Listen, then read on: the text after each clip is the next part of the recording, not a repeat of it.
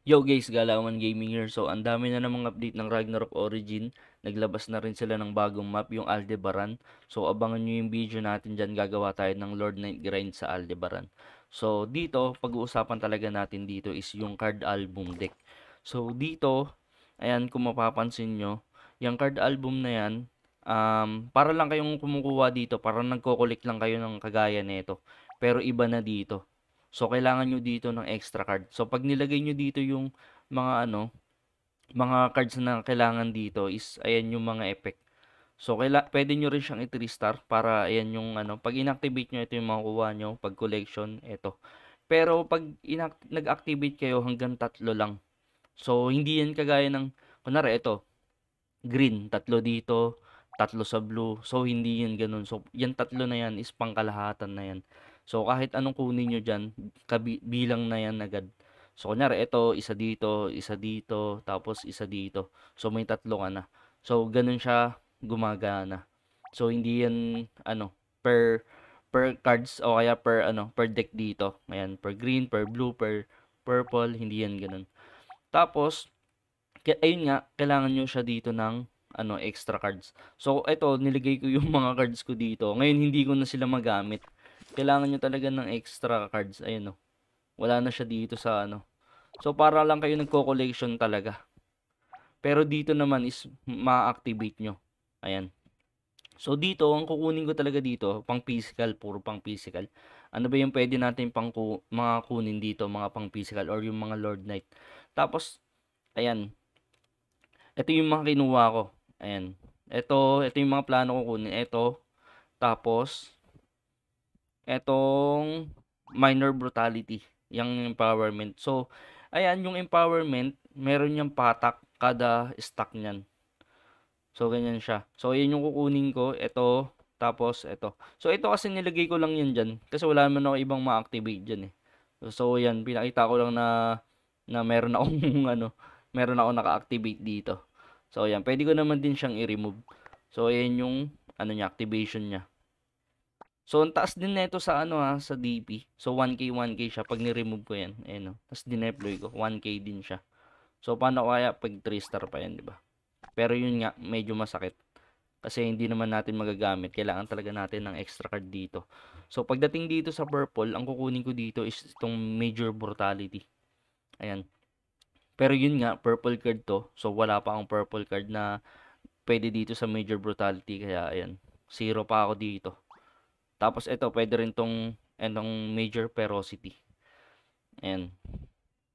So, kada empowerment, meron 50 attack. Tapos, sabay, ayan, combat, gain damage all size. Kaparehas lang din yan neto. So, ganun siya. Tapos, pagdating naman dito sa illusion card na to. So, may napanood kasi ako na video about dito. Akala ko kasi, pag meron ka nitong 4, automatic meron ka na agad na 40p damage. So, hindi pala siya ganun gumagana. So, medyo mahirap pala kunin. Kasi kailangan mo siya ng 15 na stack. Ayan, no. Ng empowerment. Yung empower na yan. So, kailangan may 15 stack ka muna para gumana tong 40% na to. So, nag-ipon kasi ako dito dati, guys. Ito ng fragment. Kung mapapansin nyo, may fragment ako. Ano na to eh, nasa 3K na to eh. Pero kanina ginawa ko, binasag ko na lang siya. Kumuha na lang ako ng ganito. Kasi plano ko na lang sana i-upgrade yung itong Illusion All Baron ko. Kung mapapansin nyo, ayan, may Preoni card din ako dito. So, dalawa na lang dapat kulang ko, yung Doppel tsaka yung Baphomet. So, hindi ko na siya gagawin kasi nga, 15 stack. Ang tagal nun. Saan ba nakukuha yung empowerment? Yung nakukuha yung empowerment, dito lang naman. Ayan. 2 stack. Tapos, ayan. Ito. Ay, saan na ba yun? Saan na ba yun? Ayan, dito. So, dyan lang siya nakukuha. Tapos, chances lang siya. So, kailangan mo talaga siya i-3-star. Pag wala kang mga ganyan, tsaka itong mga purple na to, mahirap yan kunin. Kasi nga, kailangan mo siya ng 15 stack. So, subukan natin. Di ba meron akong isang card na naka-activate. So, susubukan natin yun. Yung empower na yun. So, testingin natin dito. Pag-ganahin natin. Yan. So, makikita nyo yan dito. May red yan dito na na empower nakalagay.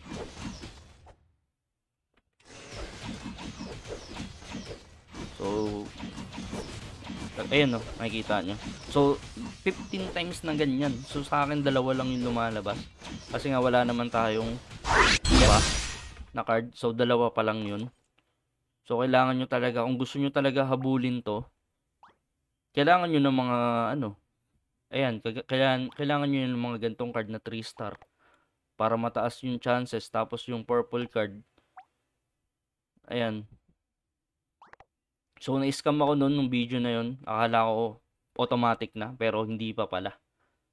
So, ayan. Siguro hindi ko na iintindihin to. Kasi tingin ko hindi ko naman makukuha yan. Or siguro makukuha matagal, pero matagal. Kailangan ko muna i-3 star yung mga yan. So, ayan yung mga choice ko. So, kung wala akong purple card dito, kung hindi ko man makuha to, kukunin ko muna ito. Tapos, ayan nga, itong empowerment na to. Tapos yung isa na yung Fortify. Saan na yun? May Fortify dito eh. Itong Fortify. So, ano naman to? Damage reduction naman to. So, yun lang guys. So, yun yung mga kukunin ko. Kung wala pa akong purple. So, ngayon medyo mahirap kumuha ng mga cards ngayon kasi yung iba nagmamadali. Sa susunod naman, mabilis na lang natin makuha yan pag natapos na yung iba. So, ako hindi ako magmamadali pagdating dito. So, yun lang guys. Sana nakatulong sa inyo yung video na to. At huwag kalimutan mag-subscribe at like sa video natin. So, abangan nyo talaga yung Aldi grind natin ng Lord Knight. So, thank you guys.